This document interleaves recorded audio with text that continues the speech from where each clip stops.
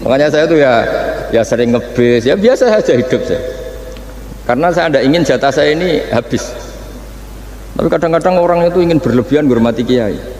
Saya berkali-kali bilang, ketika ada orang menghormati saya itu yang repot saya. Yang menghormati benar karena menghormati kiai. Tapi kiainya yang masalah kan. Kalau tidak bisa ngelola hatinya jadi tamak, jadi ribet. Makanya ini kan ya sudah, saya tetap sebagai kiai ngajarkan ikhlas. Makanya guyonan di kitab-kitab dulu, kalau ada orang cantik sowan kiai itu kata kiainya, saya yang bingung. Kamu melihat saya ibadah, saya melihat kamu masalah. jadi tapi kalau kiainya agak soleh ya enak, sama-sama seneng kan. Masalahnya kita ini soleh, paling enggak berusaha soleh. Ya, jadi kalau Pak Aryo sowan sini itu dia benar, sudah sopan lah sama kiai, beliau pejabat sopan. Saya yang masalah kan. Misalnya saya ke Jakarta terus ingat Pak Aryo ingin difasilitasi, saya kan jadi repot. Makanya kemungkinannya kecil kalau saya ke Jakarta tak hubungin itu kecil dan tidak perlu tersinggung. Saya selama ini ya sering ke Jakarta ya biasa. Saya hampir per 3 bulan atau 4 bulan datang ke pondoknya Pak Kures. Ya jarang hubungi pejabat. Ya sudah, kalau mau ngaji aja. Nah, kenapa saya menekankan ikhlas? Karena ini kan acara khataman. Di antara pokok dari ajaran Quran adalah wa ma umiru illa liya'buduwaha mukhlishina lahuddin. Jadi kalau sudah berani beragama ya kita harus ikhlas. Dan saya berkali-kali bilang ikhlas itu mudah, harus dilatih. Saya berkali-kali memberi analogi itu gampang sekali. Lama sekali kita bilang kalau yang putih itu putih.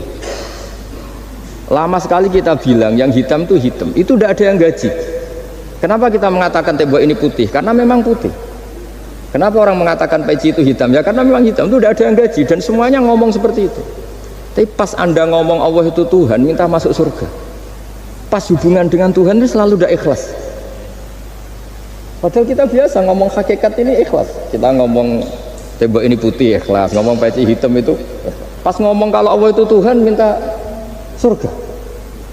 Padahal bedanya apa? Hanya sama-sama ngomong mengatakan sesuatu yang nyata.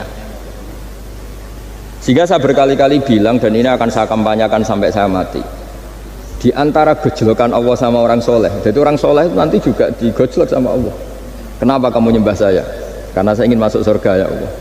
Yang satu ditanya, kenapa kamu nyembah saya? Karena saya takut neraka ya Allah. Berarti kalau saya tidak bikin surga, tidak ada bikin neraka, kamu tidak nyembah saya. Ya udah gitu Gusti, tempat nyembah jenengan. Tapi kadung keliwat alasannya itu. Makanya saya itu tidak pernah bilang ke anak saya gini, kamu harus syukur karena bapak dapat pekerjaan. Tidak pernah saya. Kamu harus syukur bapak punya uang, tidak pernah.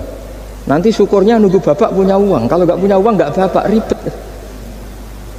Maka ini yang bupati, yang pejabat tidak usah syukuran bapak naik pangkat, bapak direktur BUMN. Nanti kalau enggak sudah pensiun, sudah syukurnya hilang. Nah, karena ini kan ngaji sama kiai ya, saya ajarkan khas kiai. Saya sampai sekarang ya tidak nikmati kebesaran nama saya atau apa, karena tadi memang harus dilatih. Kalau kita bisa mengatakan putih itu ikhlas, tanpa tekanan, tanpa imbalan. Kenapa pas mengatakan Allah Tuhan harus minta surga? Padahal Allah itu tetap Tuhan meskipun tidak menciptakan surga dan neraka. Nah, dari pemahaman seperti ini para mufassir itu tahu kualitas kalimat fattaquni ya ulil albab, takutlah kepada saya. Jadi kualitas kata fattaqun naro sama fattaquni itu bagi orang-orang hakikat lebih takut kalimat fattaquni. Kata orang-orang tasawuf neraka itu nanti, itu pun kita tidak mesti masuk. Tapi kalau Allah sekarang pun sudah ada. Jadi kalau cara berpikir orang tasawuf gini, ini karena Pak Bima mesti gak pernah belajar tasawuf, karena belajarnya nyari uang gitu. Makanya ini tak ajari cari tasawuf. Tadi sudah tak gojlok, harus ngapalkan Quran katanya. Kalau cara berpikir tasawuf itu gini, surga dan neraka itu muajjalah, itu nanti. Kamu nyembah Allah ingin masuk surga, takut menghindari maksiat atau takut sehingga tidak maksiat karena takut neraka. Dan surga itu simbol ridhonya, neraka simbol bencinya, sukhtunya Allah. Terus kata orang-orang tasawuf cara berpikir, Allah itu sudah ada sekarang, mulai dulu sampai sekarang Allah sudah ada. Kalau Allah sudah ada, berarti Allah sekarang ya bisa berstatus ridho ke kamu atau berstatus benci ke kamu. Kenapa takutnya nanti? Wong Allahnya sekarang kok takutnya nanti? Ya sekarang juga. Kamu harus amal tuh nakdan. Nakdan tuh cash. Allahnya ada sekarang, ya ibadahnya harus ada sekarang. Makanya kata orang-orang tasawuf, andaikan Allah tidak bikin surga atau neraka, ya saya tetap nyembah, karena surga itu simbol ridhonya. Bahwa surga itu nyata ada, ya nyata ada, dengan segala fasilitasnya itu nyata ada. Tapi bahwa surga itu tetap kamu masuk surga karena cari ridhonya Allah.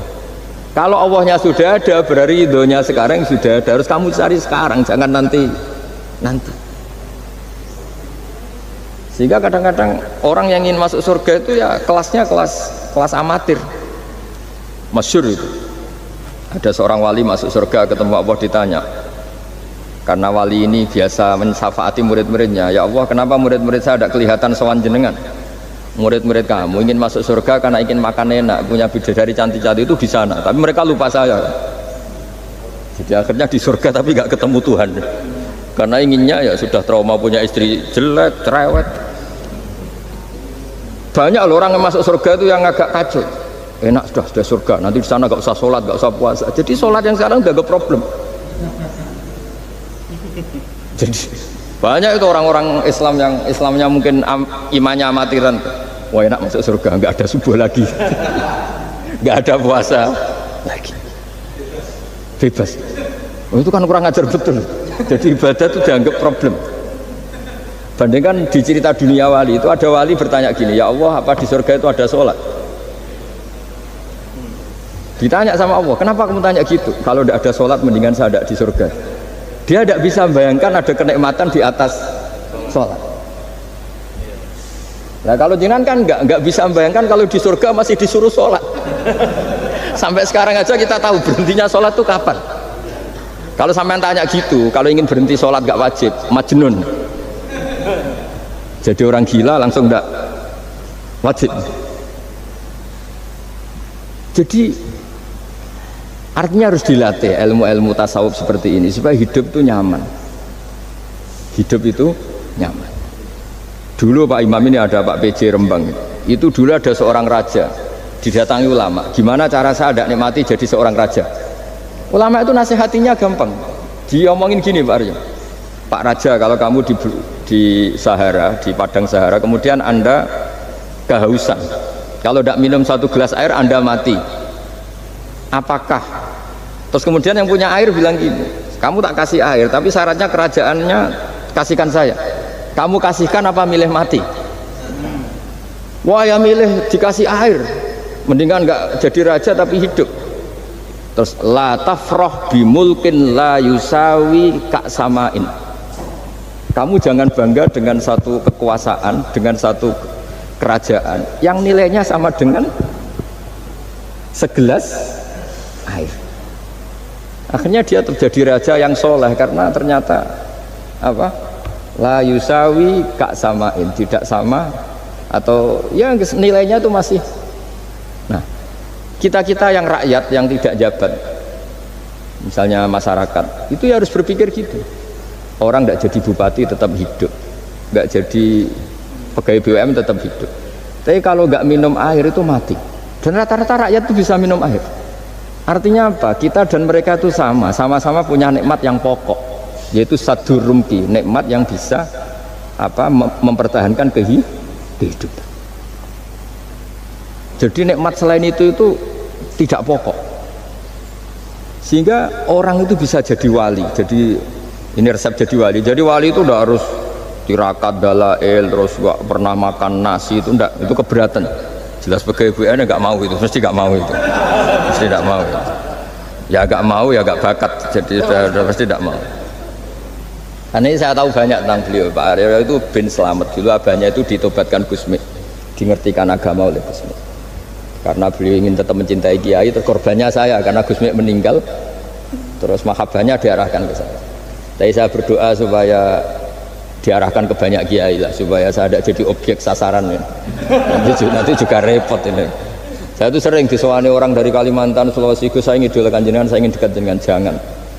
Saya sudah lah pakai kiai lokal di sana aja, jadi sampai tidak ganggu saya. Terus kiai lokal di sana juga tidak mahjub oleh saya, kata saya. Sudah. Saya teruskan ya. Jadi dulu para raja itu dilatih oleh ulama, termasuk dilatih begitu. Kamu punya kamar 1000, kalau tidur per 5 menit ganti kamar, karena eman sudah dibikin kok nggak dipakai. Tidak juga, punya kamar 1000 yang dipakai hanya satu. Ngapain punya 1000 yang dipakai hanya punya baju satu lemari yang dipakai hanya satu? Apa mentang-mentang bajunya 5 terus pakai rangkepan sampai 5? Punya mobil 5 yang dipakai ya satu. Jadi orang dulu itu dilatih sebegitu, sehingga dulu itu tidak ada raja kecuali punya penasehat. Zaman belum Islam ada resi, kalau setelah Islam ada ulama, sehingga mereka bisa menertawakan kerajaan. Maksudnya dianggap biasa. Ada seorang raja ditanya ulama, khas seorang raja itu apa? Merintah tidak bisa diperintah. Terus si ulama ini tiap pagi itu datang ke atas gunung, pakai cari tempat paling tinggi terus mutolaah kitab. Setelah mutolaah kitab ya wasik ya, kayak saya kalau belajar ya asik. Ngalang-ngalain jagungan sama pegawai BUMN kalau saya sudah belajar. Terus dia bilang, enaknya apa jadi raja? Saya di sini nggak ada yang memerintahkan saya, berarti saya dengan raja sama. Dan kelebihan saya juga tidak ada yang ganggu. Kalau raja masih banyak yang ganggu. Artinya bisa mengolah. Kalau sekarang enggak. Banyak kiai yang melihat pejabat itu kayak gimana? Wong kok mulyane ngono, buka pintu aja enggak pernah. Mulyane kayak gitu. Yang jenis ini dia rugi, sudah iri, enggak punya kenikmatan sendiri. Ulama dulu itu bisa mengelola kenikmatannya sendiri dengan cara seperti itu. Makanya masyhur Sayyidina Ali itu kalau malam itu diantara sebab beliau tambah dekat sama Allah, itu diantara wiridannya itu bukan kayak wiridan kita itu enggak. Wiridannya begini, ya Allah, kafani izzan antakuna li robban wa kafani fakhran an akuna laka abdan. Saya sebagai manusia ini sudah sempurna, punya Tuhan engkau, Tuhan yang maha dahsyat, maha top. Kayak apa nyesalnya saya kalau punya Tuhan hanya sebuah batu, hanya pahatan batu, atau Tuhan yang mati, atau Tuhan yang kelaparan. Wa kafani fakhran an akuna laka abdan, dan saya ini bangga karena jadi hambamu. Jadi orang dulu itu nyembah Allah itu tidak harus dengan kalimat subhanallah akbar, tapi punya kesimpulan yang menjadikan mereka ini nyaman dengan Allah. Abu Yazid Al-Bustami itu diangkat jadi wali setinggi-tingginya, itu diantaranya itu kalau wiridan bilang gini, ya Allah, kenapa engkau ngasih makan saya, ini aneh. Kenapa engkau ngasih minum saya, itu aneh. Di mana-mana orang memberi itu ada kepentingannya. Misalnya majikan bayari karyawan karena ada kepentingannya. Malah kalau di fikih itu agak absurd. Fikih itu hubungan suami istri itu agak kacau kalau dalam fikih. Lelaki itu tidak wajib nafkah istrinya kalau tidak ngasih. Jadi kayak agak-agak transaksi. Dan istrinya punya hak gak mau diajak kalau gak dikasih nafkah. Jadi makanya dulu Mbah Mun itu kalau ngajar saya fikih itu ngajari wong perhitungan. Jadi maksudnya wong ambek bojo kok perhitungan. Tapi di mana-mana hubungannya orang tuh begitu. Wong kenal kiai, nak orang meloro kiai diatur ngene iki ora marem. Singkat cerita Bu Yazid itu tuh, ya Allah engkau zat yang luar biasa, engkau tidak butuh saya tapi ngasih saya. Ini fenomena aneh. Di mana-mana orang ngasih itu ada kepentingannya, apalagi pilkada. Wah, itu tambah banyak kepentingan ya. Artinya dia bisa mensifati Allah dengan cara yang nggak kebayang orang lain. Allah itu tidak butuh kita, tanpa kita sudah jadi Tuhan, tapi ngasih kita. Apa ya Allah alasan kau mengasihi saya? Wong saya engkau tidak butuh saya. Di mana-mana orang ngasih itu kan karena butuh. Misalnya kamu ngasih anak, apapun alasan ikhlas Anda ini karena nyaman, anak ini menjadi hiburan, tetap seneng ya. Ada unsur kamu itu dapat timbal balik, setidaknya seneng. Atau ngasih rival politik kamu, setidaknya ya karena safety lah, kata tadi Pak Ari, bergak berontak teman-teman. Pokoknya ada kepentingan. Tapi Allah ini zat yang nggak punya kepentingan, kemudian tetap ngasih. Dari situ terus dia punya cara mencintai Allah. Makanya ada wali yang nangani orang-orang macam-macam. Kayak Gusme itu masyhur, beliau nangani orang fasik, orang macam-macam. Dulu itu ya ada seorang wali itu jadi wali karena beli narkoba. Tapi bukan untuk diminum, untuk dimusnahkan. Tapi kalau sekarang nggak mungkin karena narkoba harganya sudah miliaran, triliunan. Kalau dulu mungkin. Jadi ceritanya itu kampung dulu kan terpisah-pisah oleh gunung oleh apa. Singkat cerita si wali ini setiap ada bandar narkoba dulu pakai homer kalau dulu arak. Dibeli sama dia. Dibeli terus setelah agennya pergi dilarungkan pokoknya dibuang. Begitu terus. Suatu saat si pengedar narkoba ini heran, kampung situ itu selalu tak kirimin homer kok gak ada yang mabuk, tapi dibayar cash. Malah si orang ini meninggal wangi, ternyata dia tidak ingin kampungnya itu mabuk sehingga dicegat di jalan supaya homer ini tidak sampai ke kampung. Nah, sekarang kan tidak mungkin narkoba semahal itu. Tapi apapun itu kembali ke ulama dan umaro. Alhamdulillah di Indonesia itu ulama ya mati-matian supaya generasinya tidak terlibat narkoba dengan cara ditakutkan neraka. Umaro juga melakukan itu dengan cara ditakutkan penjara. Nah, ini yang kita sama-sama ulama wal umaro tahu aman. Kita kerjasama dengan kapasitas masing-masing. Jadi penting sekali ngaji seperti ini supaya kita tahu bahwa khazanah-khazanah kita tentang dekat sama Allah itu macam-macam. Ini khusus ijazah ini sama Pak Bima, Pak Aryo itu. Dulu Kiai Hamid Pasuruan terkenal wali. Dan di antara wirid dan dzikrul filin ada beberapa kata yang dari Kiai Hamid. Jadi dzikrul filin itu kalimatnya utamanya dari Gusme, Mbah Ahmad Siddiq, tapi ada beberapa kalimat yang dari Kiai Hamid Pasuruan. Saya tahu banyak lah karena bapak saya juga temannya Gusme dan mbah saya kandung sepupu sama Mbah Hamid. Itu kalau ada orang sepuh-sepuh Pak Bima kayak jenengan Pak Aryo disuruh ngapalkan Quran, ya mereka protes, masa saya hafal Pak? Sudah lah pokoknya ngapalkan. Ada yang 2 juz mati, 1 juz mati, karena ya sudah sepuh. Suatu saat ada ulama yang tanya, kenapa Mbah Hamid? Biar kamu dalam perjalanan di dunia tercatat ini bercita-cita hafal Quran, sehingga kalau mati berstatus man salaka thoriqan yaltamisu fihi ilman sahalallahu lahu thoriqan ilal jannah. Orang yang mati berorientasi ingin ngaji.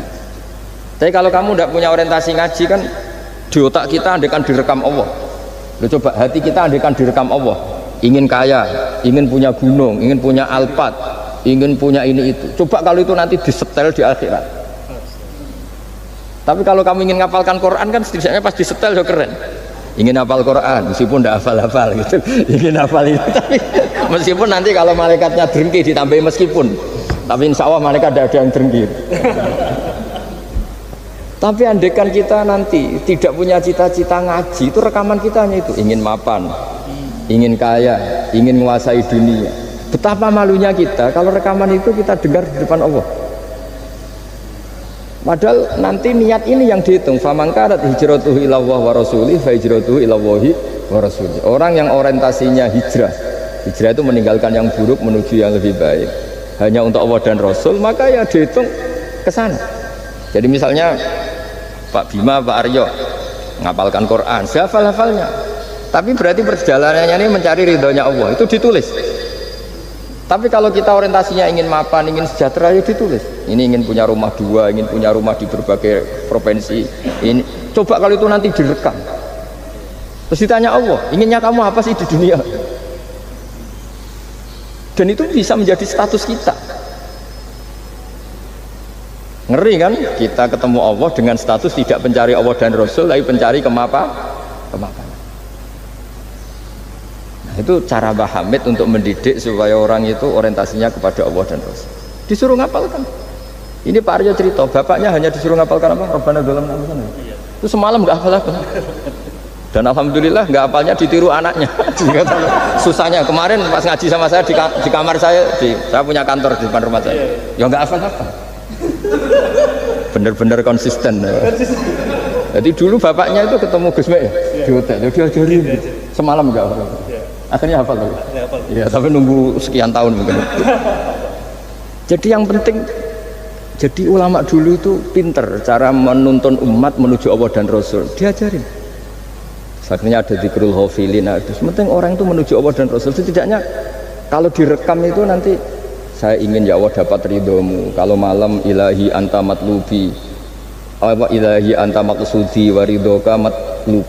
Meskipun semalam hanya dilafatkan sekali, setidaknya Allah mencatat, ya Allah engkau yang kami cari, ridhomu yang kami cari. Kalimat itu kalau terulang-ulang itu menjadi mental dan lama-lama jadi status. Daripada sebelum tidur, kapan ya sugih. Dari Pak Bima, kapan gak jadi anak buah. Engkau nanti yang menteri ya mikir, semoga gak kena reshuffle, gitu terus pikirannya. Nah ini kan kalau ngaji saya menyinggung, yang salah ada saya, sing ngongkor ngaji sopo. Saya makanya saya santai saja. Sampean kecewa malah bagus lah, karena ndak ngel-ngelo saya lagi. Saya dalam hal ini itu anut mazhabnya Imam Syafi'i. Imam Syafi'i itu saya punya kitab namanya Diwanus Syafi'i. Itu kalau orang ndak senang itu paling bagus menurut saya.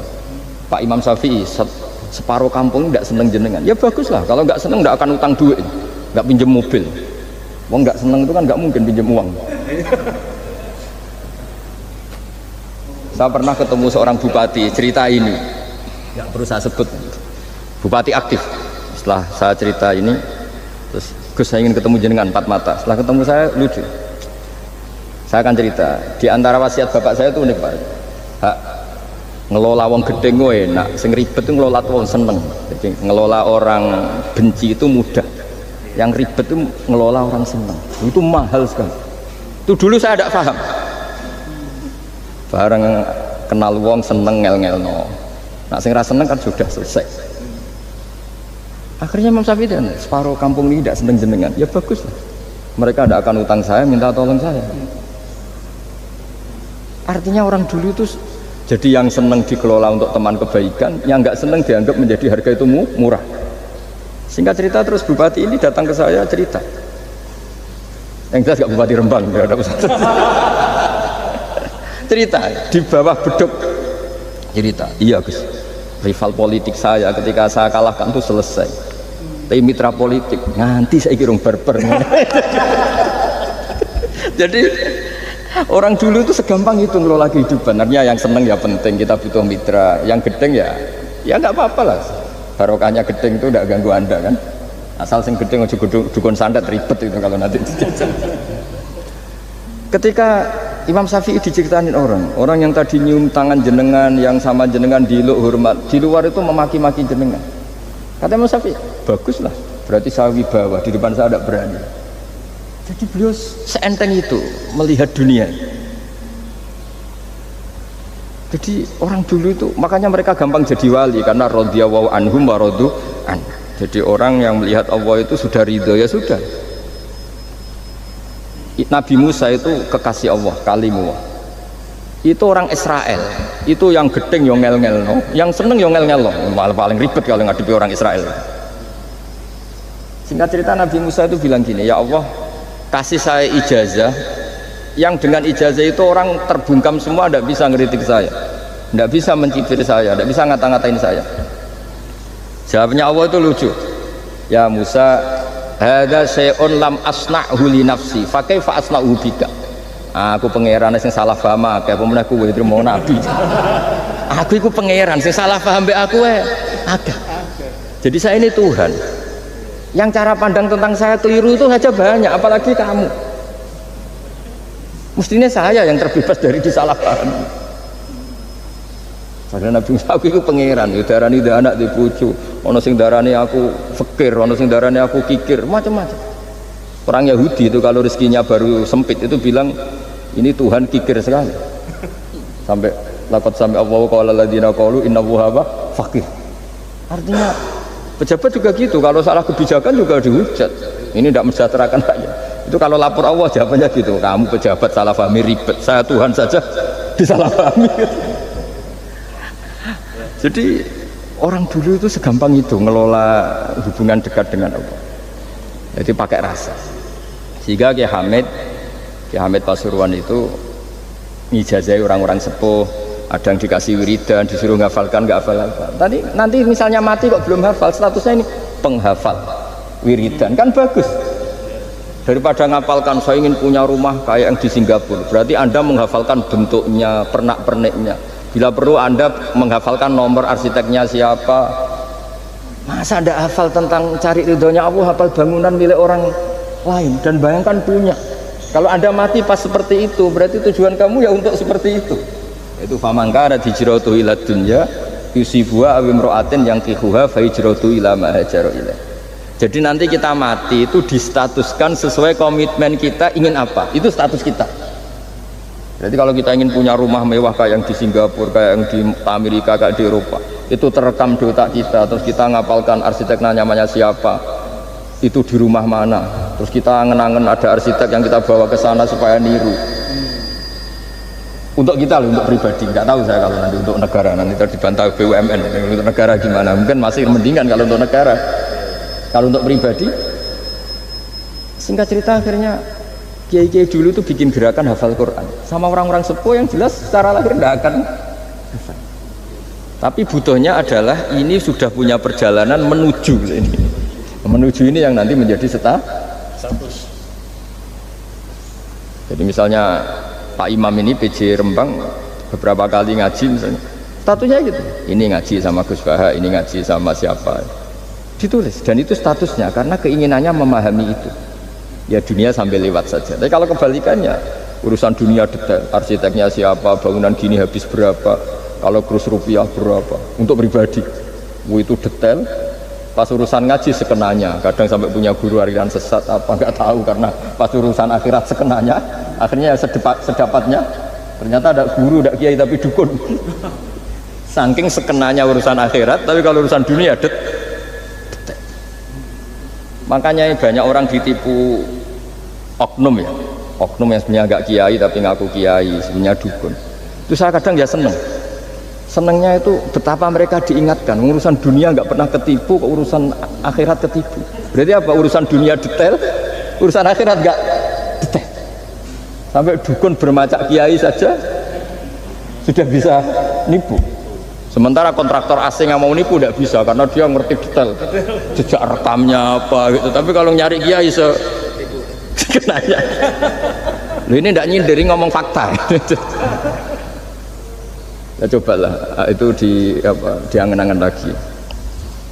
Terus ini yang terakhir, ini khusus pada teman-teman saudara-saudara kita yang nangani khatamannya Gusme. Saya tadi ngasih naskah ke Pak Aryo supaya sampai ke beliau-beliau. Saya yakin beliau-beliau sudah punya, tapi supaya ini tambah mantap bahwa kita saling menguatkan. Ini saya baca ya.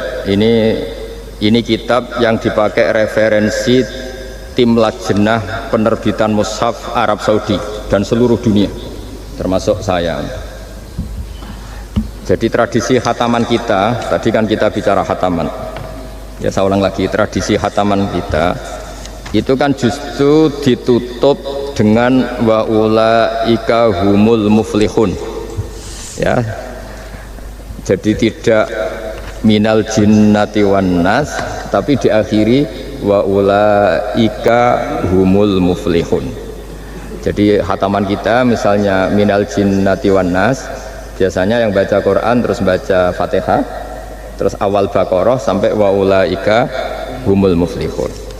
Nah tujuannya adalah supaya kalau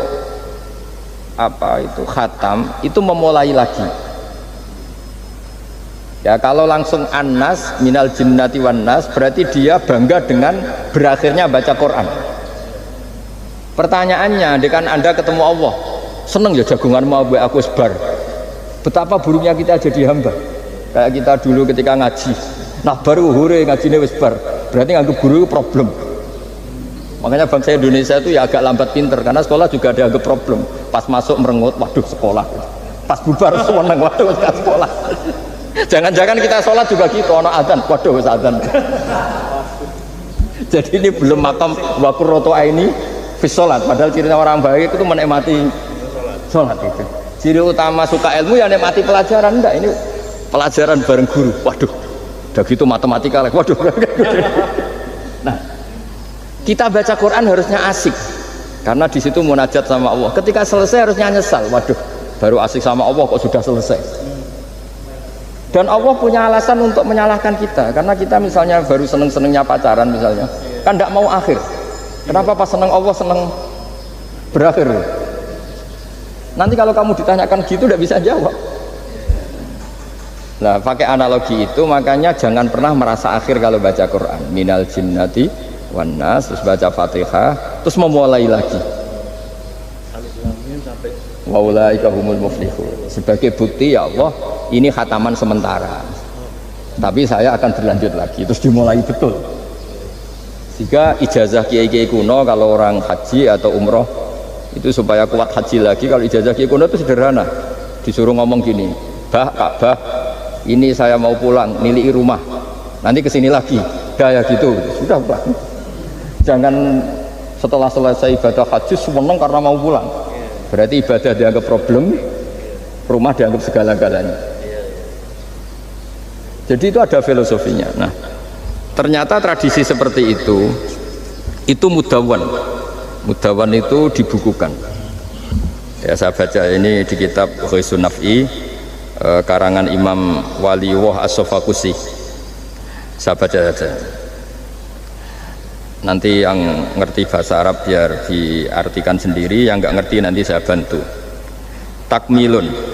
Ya, ini khusus para hafid tadi yang ikut khataman, mohon didengarkan. Takmilun fi masaila tata'allaku bil khotmi.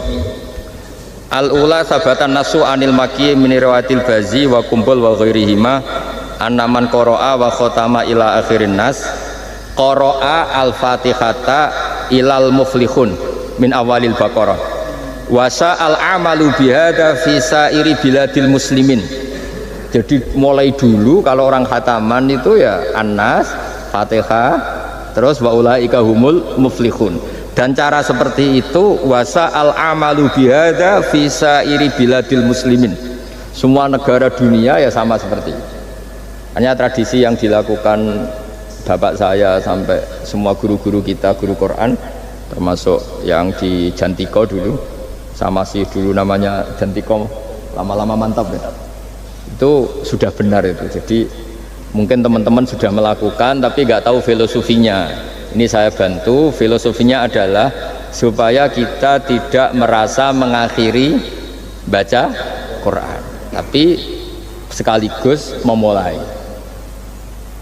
Kalau nak kue niat ngakhiri tenan itu seakan-akan kan baca Quran itu problem. Terus ketika berakhir kita senang. Sholat juga gitu Pak Imam. Yang menjadikan umatnya Rasulullah Shallallahu Alaihi Wasallam dijamin surga itu diantaranya cara sholat begini Pak Arya. Saya hafal hadisnya itu. Absyiru ya ma'syaral muslimin. Ini kata Rasulullah. Hari ini Jibril muncul dan memberi satu pengumuman yang sangat menggembirakan. Apa itu? Umatku berstatus, ya ini kata malaikat Jibril. Umatku berstatus mereka itu fa'alu faridotan wantadzoru ukhra. Melakukan satu fardu selesai atau addu faridotan wantadzoru ukhra. Jadi misalnya tadi saya sholat subuh, status saya ditulis oleh malaikat Jibril, Bak tadi sholat subuh. Dan ketika saya ditanya, Bak kok ijek urip sampai jam 10, jam 11, ngenteni apa sholat duhur. Ketika sholat duhur selesai, orientasi saya ngenteni sholat asar. Begitu seterusnya. Sehingga statusnya umatnya Nabi adalah addu faridotan wantadzoru ukhra. Komitmennya adalah melakukan satu fardu dan menunggu yang lain. Berarti kita dihimpit di dua kebaikan. Kebaikan sudah kita lakukan dan kebaikan yang lain kita cita. Kita sekarang ngasih anak yatim, di hati kita juga ingin mengasih lagi, ngasih orang miskin juga gitu. Begitu juga kebaikan-kebaikan yang lain. Sehingga kita dihimpit di dua apa? Kebaikan yang kita lakukan dan kebaikan yang kita angankan ya, atau kita cita-citakan. Ya sudah begitu. Sehingga dengan cara seperti itu orang Islam itu nyaman. Bayangkan kalau kita berstatus punya rumah dan punya rumah lagi, ingin punya mobil lagi, berarti satu itu minat dunia wa ilat dunia, minat dunia ilat dunia. Itu kalau pas mati, pas khayalnya begitu, Allah posisinya di mana? Ya ini sudah siap ya, setor ya, Ataman, siap Pak Gua ya? Ya siap. Nanti sampai berapa juz rencananya? 30 dulu. 30 ya. Sampai 30 juz apa juz 30? Juz 30 dulu. Juz 30 dulu. Jadi sampai segitunya guru-guru kita memandu, makanya terus dilatih dzikrul ghafilin, dilatih apa supaya kalau kita biasa pergi kembali misalnya, rombongan kembali, mungkin kita istighfar. Buat sekali-kali rombongan datangin khataman Quran, datangin acara-acara sehingga ada perbandingan. Nah, setidaknya saat kita salah itu tidak status, tapi zallah bawaan manusia. Tapi status kita adalah faman kanat hijratuhu ila Allahi wa rasulih fa hijratuhu ila Allahi wa rasulih. Nah, kemudian kenapa itu menjadi perilaku masif di seluruh dunia? Kalau khataman justru ditutup oleh awal Baqarah. Kan agak aneh wong khataman kok ditutup dengan permukaan atau permulaan. Ya. Itu terus beliau ini di beberapa kitab diterangkan anna rajulan qala ya Rasulullah ayul a'mali afdalu. Amal terbaik itu apa ya Rasulullah? Qal alaika bil halil murtahil. Terus wa ma halul murtahil? Qal sahibul qur'ani kullama khalla irtahala. Amal terbaik itu adalah amal setelah selesai ingin melakukan lagi. Apa itu? Orang yang menghafalkan Quran atau membaca Quran atau khataman Quran setelah selesai langsung dimulai lagi. Nah, ini di sini diartikan kullama faragha min khutmatin syara'a fi ukhra. Jadi satu khataman selesai kemudian lanjut lagi. Ya kan kalau kita misalnya orang kaya ke Singapura wisata, kan langsung mungkin sudah punya brosur lagi, mungkin mau ke New Zealand atau apa. Kenapa pas urusan khataman ndak itu? Jadi manusia itu yang benar gitu. Jadi ya kira-kira gitu. Jadi ini teman-teman yang sedang khataman, bahwa perilaku Anda sudah benar. Memang mulai dulu zaman Rasulullah SAW sampai sekarang memang justru khataman itu ditutup dengan wa ulaika humul muflihun sebagai bentuk komitmen kita bahwa kita ingin memulai lagi, bukan berakhir di situ. Saya kira demikian. Assalamualaikum warahmatullahi wabarakatuh.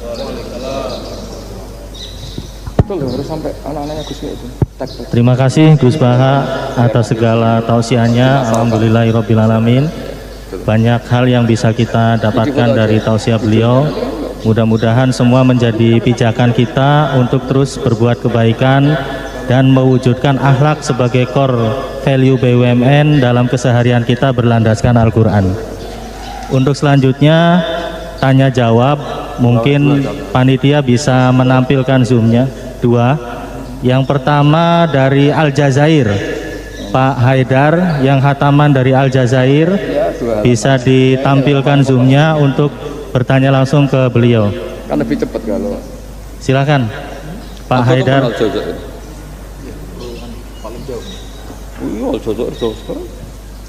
Ini proyeknya Pak Bimo. Izin Gus, ini proyeknya Wijaya Gus, Pak Bimo yang Aljazair. Iya. Ini paling semangat kan. Silakan Mas Haidar dari Aljazair. Ya. Langsung saja ditanyakan ke beliau, Pak Haidar.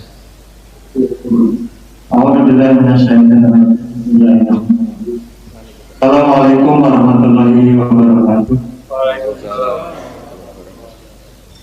Yang saya sangat hormati Gus Baha,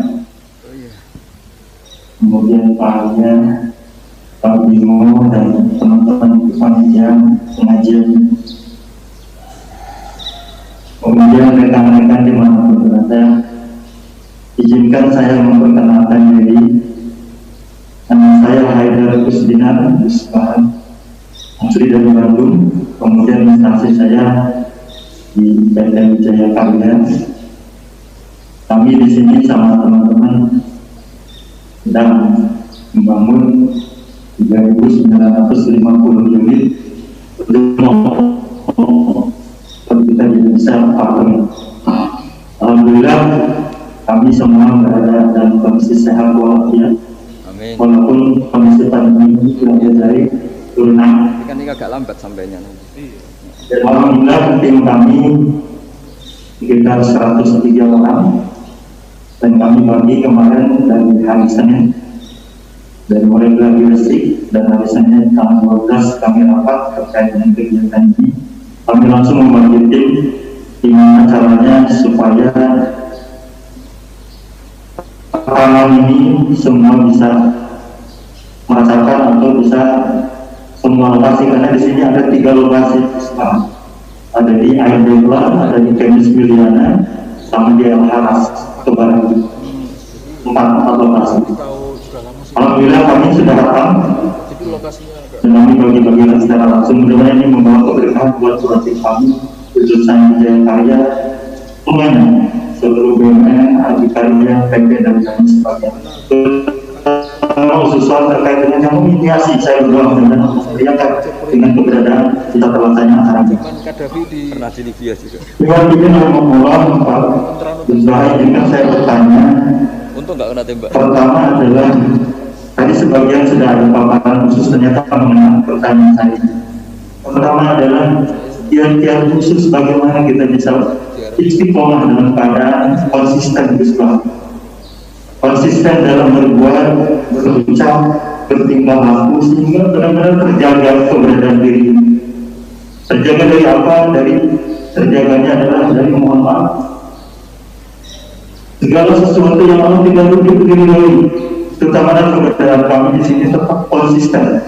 Ada dalam rule aturan, tadi saya mohon mencermati ada kata-kata yang luar biasa dari Gus Baha. Salah satunya adalah jalankan aturan yang sudah benar-benar jelas, lakukan, ya jelas. Kemudian yang saya catat adalah dengan rasa takut kepada Allah Subhanahu Wa Taala.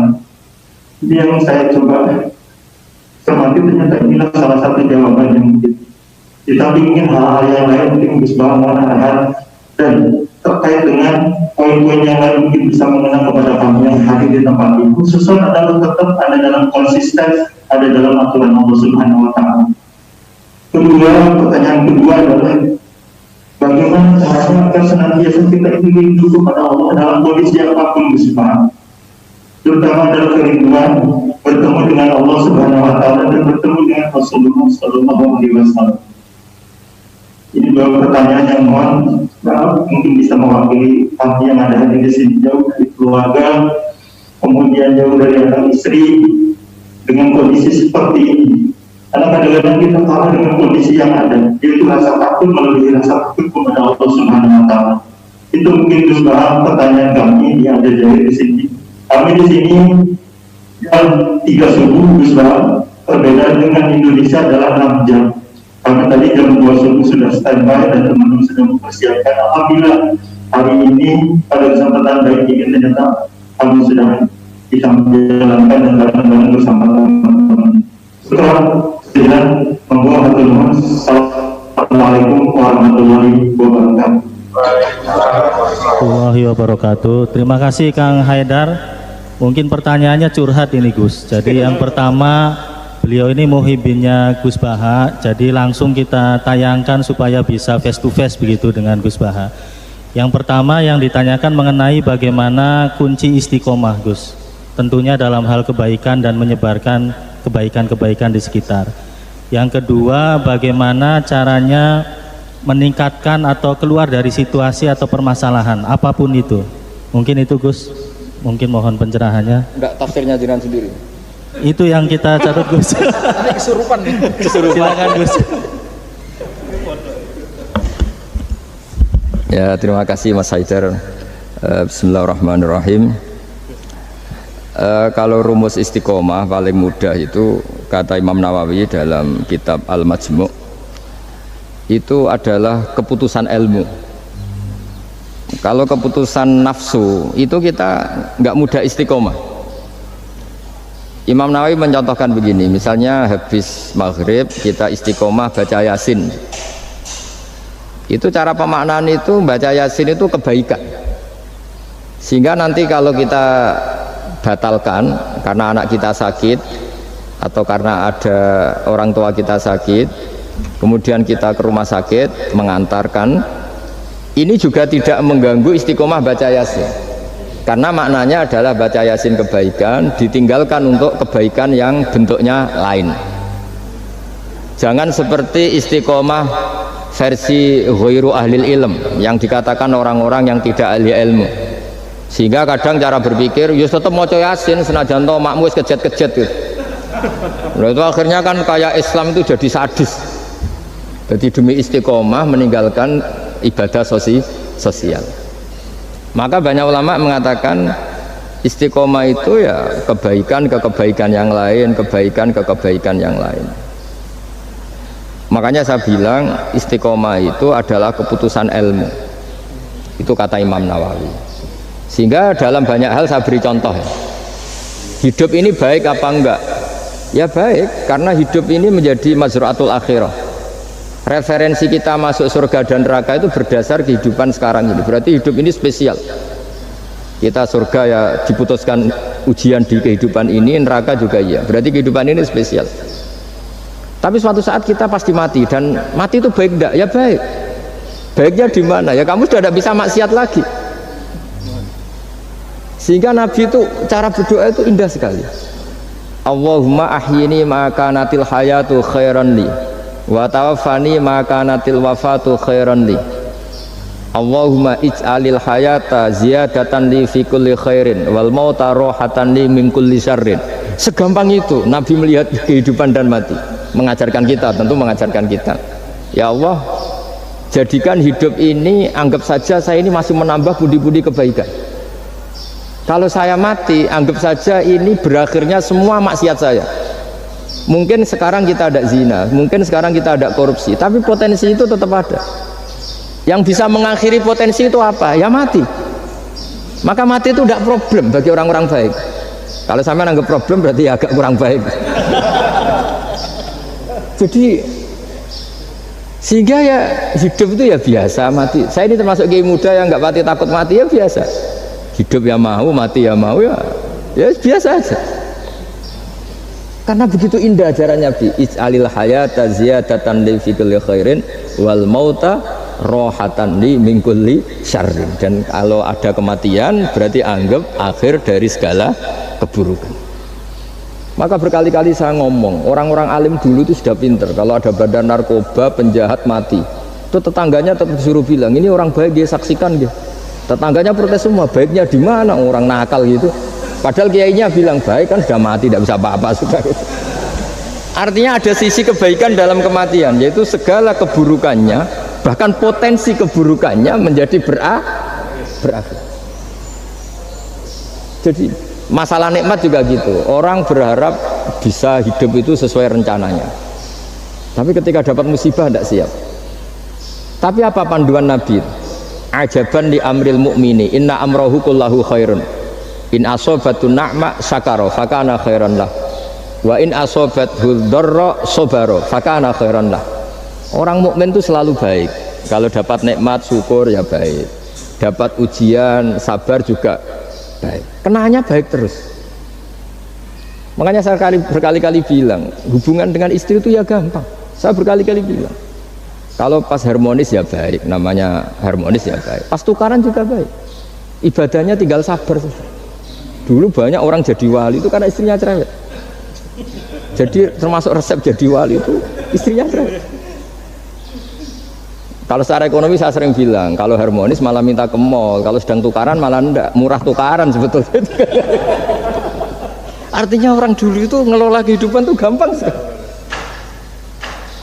Bodoh juga gitu. Saya pernah ada civitas akademika dari UGM cerita saya. Biasanya kampus-kampus besar kan menghormati orang yang prestasi.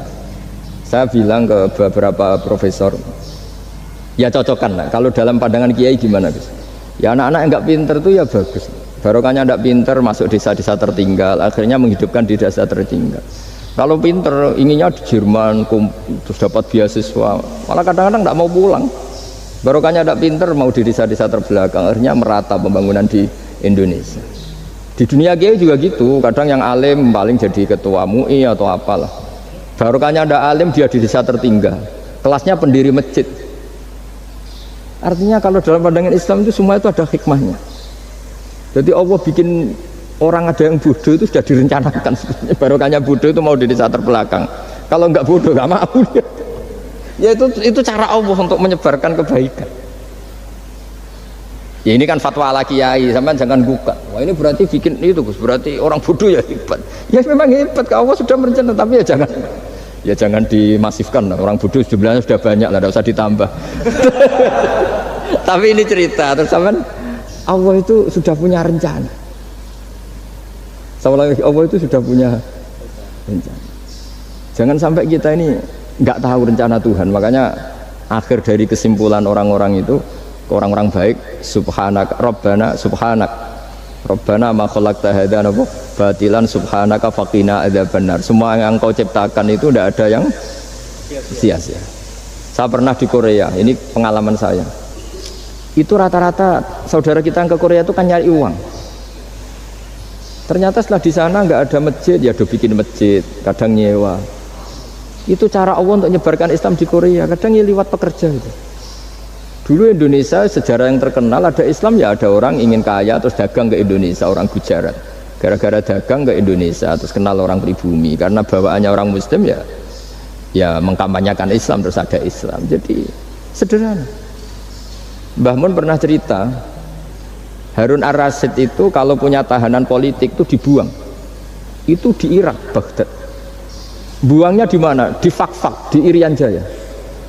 Makanya di Fakfak itu banyak imigran turunan apa? Arab. Itu dulu itu rival politiknya Harun Ar-Rasyid. Ketika di sana melihat orang Irian tuh pakai koteka, itu bilang Urian, terus jadi Irian itu. Urian itu maknanya apa? Telanjang. Jadi bahasa Arabnya telanjang itu apa? Urian itu telanjang, jadi Irian ya. Itu ya barokahnya buangan politik ya, tapi bukan tahanan kriminal, tahanan politik dibuang di sana, kemudian ada Islam di sana. Itu cara Allah.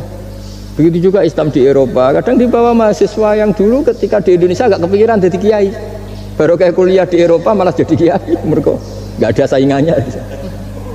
Nggak ketemu saya lah kira-kira gitu. Kalau di sini kan nggak bisa jadi kiai. Artinya sudahlah, Allah itu nggak usah diajarin gitu. Makanya Allah pernah ngendikan kul atu alimuna wa bidinikum. Aku itu pangeran, ora usah warai carane beragama. Nah kita sekarang ini beragama tapi ngajari Allah. Harusnya Islam tuh gini ya Allah, harus pangeran mbok warai. Makanya rata-rata dunia ulama itu dunia minum ide di bab itu.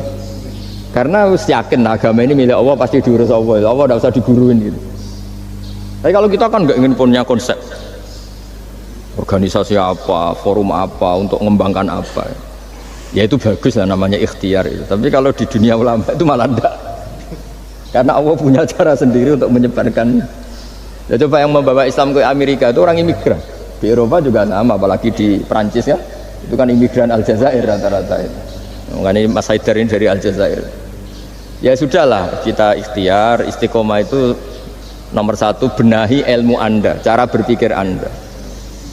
Ya ketika kita harmonis ya istiqomahnya syukur, kalau tukaran istiqomahnya sabar. Kalau punya teman sebaik ini ya istiqomahnya mitra kebaikan. Kalau sedang benci ya bagus lah, barokahnya itu ndak utang, ndak ngel-ngel, sudah digenteng saja hidup itu. Masyhur itu dawuh Imam Syafi'i, man ahsana ilaika faqad qayyadaka wa man asa ilaika faqad atlaqaka.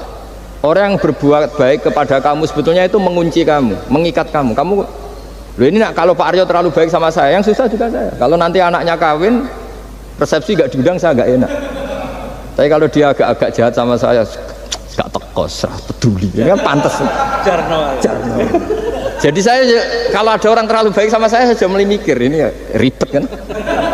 Makanya saya termasuk kiai yang ada orang baik ya biasa aja, karena tak anggap ini ke depan kurang baik gitu.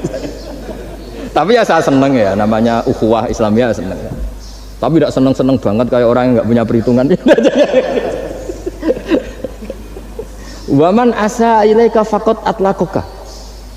Orang yang berbuat buruk kepada kamu sebetulnya dia membebaskan kamu.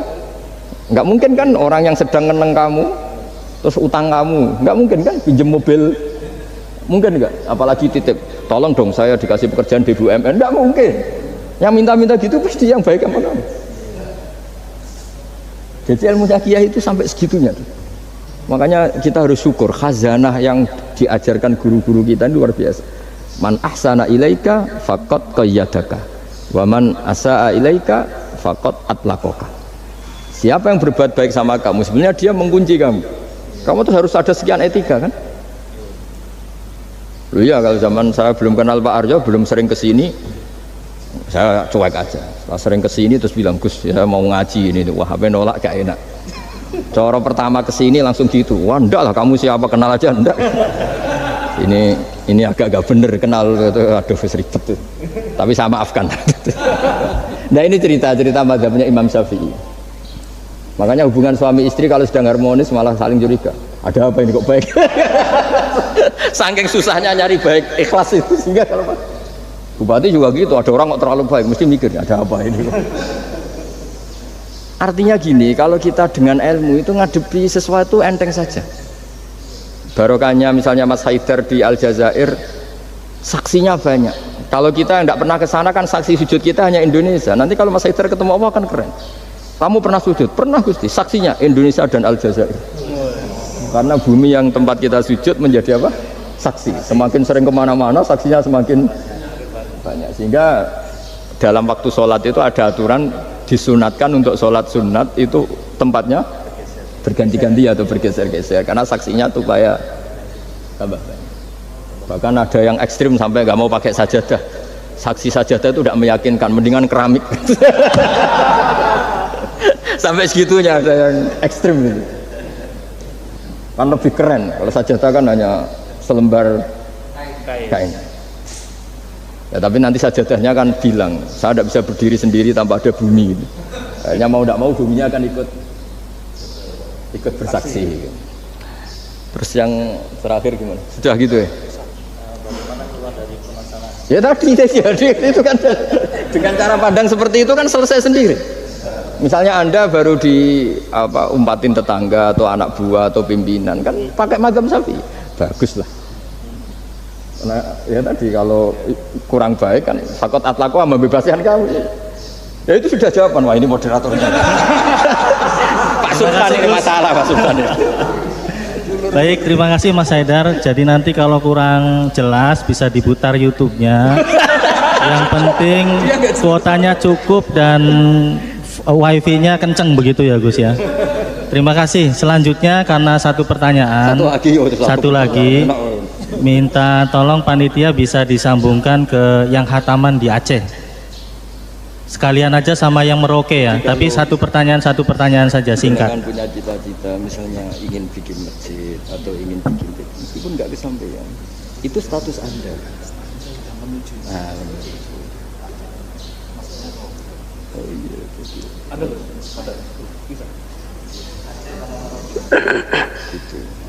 Bismillahirrahmanirrahim. Assalamualaikum warahmatullahi wabarakatuh. Assalamualaikum warahmatullahi wabarakatuh. Aceh. Alhamdulillah, bersyukur kepada Allah, salawat pada Rasulullah sallallahu alaihi wasallam. Allahumma shalli ala sayyidina Muhammad wa ala sayyidina Muhammad. Yang kami hormati Gus Baha, kami dari Aceh insyaallah akan bertanya mengenai mungkin tidak jauh beda dengan Aljazair. Kami dari anak-anak muda di proyek, jadi kami minta ininya Gus, tips-tipsnya agar kami anak-anak muda ini agar istiqomah dalam kebaikan dan juga menyebarkan kebaikan di lingkungan proyek kayak gitu. Jadi harapannya memang di lingkungan proyek juga tidak membatasi kita untuk selalu berbuat kebaikan dan juga menyebarkan kebaikan ataupun berdakwah di lingkungan proyek. Mungkin itu saja Gus.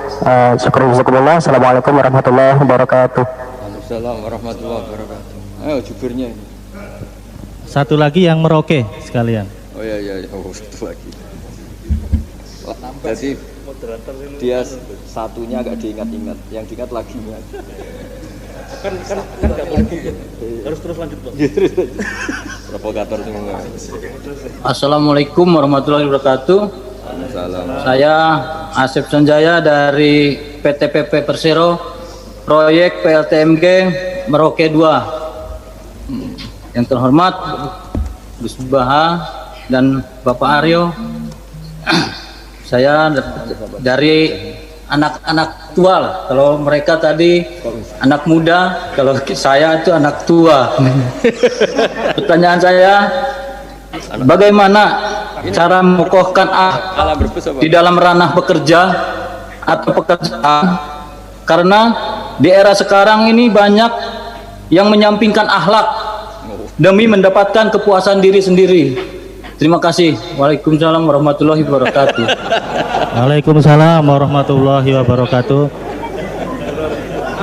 Ini milenial, Gus. Anak tua ada apa-apa.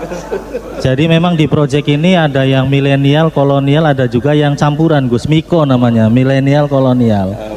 Jadi mungkin yang pertama mohon pencerahan dari proyek Aceh, kemudian yang kedua dari proyek Merauke. Kalau Aceh tadi bagaimana caranya milenial bisa istiqomah?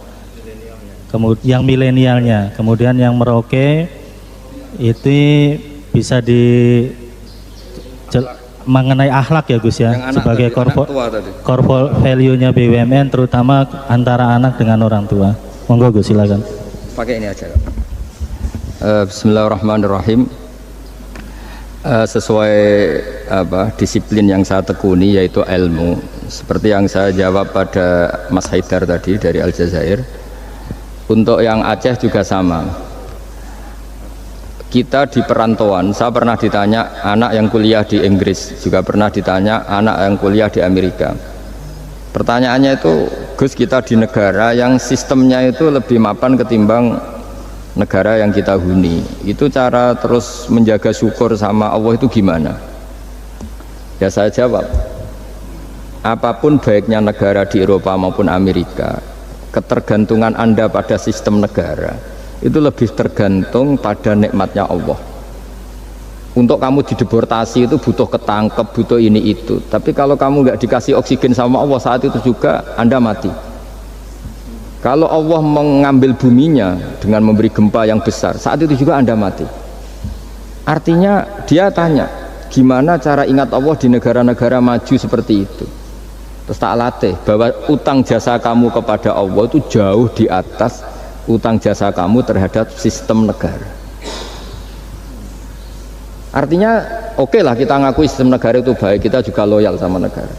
Tapi kenapa orang Islam selalu disuruh uzkuru wa dzikron katsira, ingat Allah sebanyak-banyaknya? Karena nikmatnya Allah memang jauh lebih banyak. Kita dapat uang BLT itu ada prosedurnya, setidaknya dimiskinkan dulu, didaftar dulu. Tapi kalau dapat oksigen sekarang juga kita tidak pernah setor miskin sama Allah, sudah dikasih. Kita pakai buminya Allah, tidak setor kebutuhan dulu, status apa, langsung dikasih, langsung pakai, nggak bayar lagi. Nah semakin kita berpikir seperti itu, maka utang jasa kita kepada Allah semakin banyak. Akhirnya dengan demikian kita fasih, kita mengatakan Alhamdulillah, melafadzkan Alhamdulillah. Sehingga di surat Waqiah Allah melatih kita seperti itu. Nahnu khalaqnakum falaula tusaddiqun. Yang menciptakan kamu itu kita, saya, maka kamu harus begini. Yang menurunkan hujan itu saya, kata Allah, kamu harus bersyukur. Bumi yang kamu huni, kata Allah, bisa saja setiap saat ayaksifa bikumul ard. Bumi yang kamu huni yang kelihatannya kokoh setiap saat bisa likuifaksi. Air yang kamu minum bisa saja setiap saat ya ghauran itu qul ara'aitum min asbaha ma'ukum ghauran. Dengan melihat seperti itu, bumi yang kita huni ternyata enggak posisi aman, setiap saat Allah bisa membuat likuifaksi. Nah dengan cara seperti itu kita akan tahu betapa ketergantungan kita kepada Allah Subhanahu wa Ta'ala, sehingga mudah ingat Allah terus menerus. Ya dengan cara tadi baca wiridan-wiridan yang diajarkan guru-guru kita, termasuk yang ada di kitab-kitab Dzikrul Ghafilin dan sebagainya. Nah yang untuk anak tua tadi juga sama seperti itu. Meskipun di bumi Papua, kalau kita ingat itu pasti ketergantungan kita pertama pada Allah Ta'ala. Makanya Allah itu mengancam untuk orang yang tidak ingat kepadanya, ancamannya itu ekstrim.